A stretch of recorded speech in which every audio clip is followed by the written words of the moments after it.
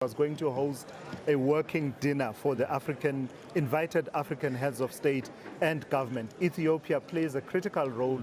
Of course, it hosts the African Union, but also pivotal in this conversation about the Africa Continental Free Trade Area.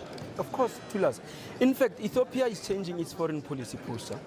They are redrafting their foreign policy under Abiy Ahmed, and their focus is a little bit much more changing. Yeah. The role Ethiopia has been playing in the region, that history of destabilization because of security in the region. They're hitting us thick and fast. Let's go. Who's this guy? There's not much to talk about.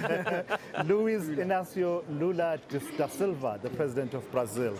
What an important partner for South Africa. What an important partner. He's currently the president of BRICS, I believe. He's the president of the COP30, Which is happening right they're also now, trying to get to an outcome document. Yes. I think they might be pretty much where we are here in terms of the G20 outcome document. He has also been in the bad books of President Donald Trump. He has stood firm and sought a more respectful tone from the president. Of course, former President Jair Bolsonaro, a close ally of the U.S. incumbent. Even the greeting, look at it. Yeah, oh no, this is a hug fest.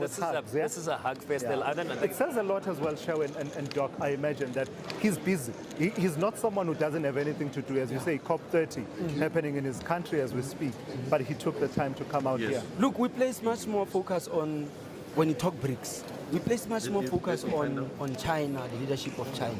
But Brazil, India, coming to this summit gives South Africa that weight, gives South Africa's G20 presidency that weight that the global south is really behind. We're looking at Mahmoud Ali Yusuf, the AU Commission chairperson, also making his arrival important in the sense of having been added to the G20 as a country bloc in 2023. Their first participation as a fully fledged member of the G20 in Africa. So certainly a great deal of importance.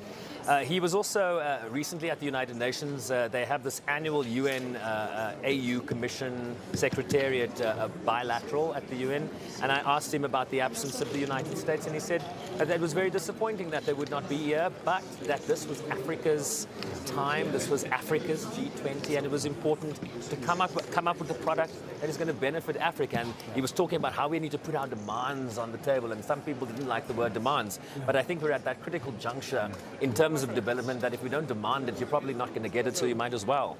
Yeah. The Spanish president, prime minister, he goes by two titles, I believe. Okay. But let's get his... President and prime minister. Yeah. Yeah. But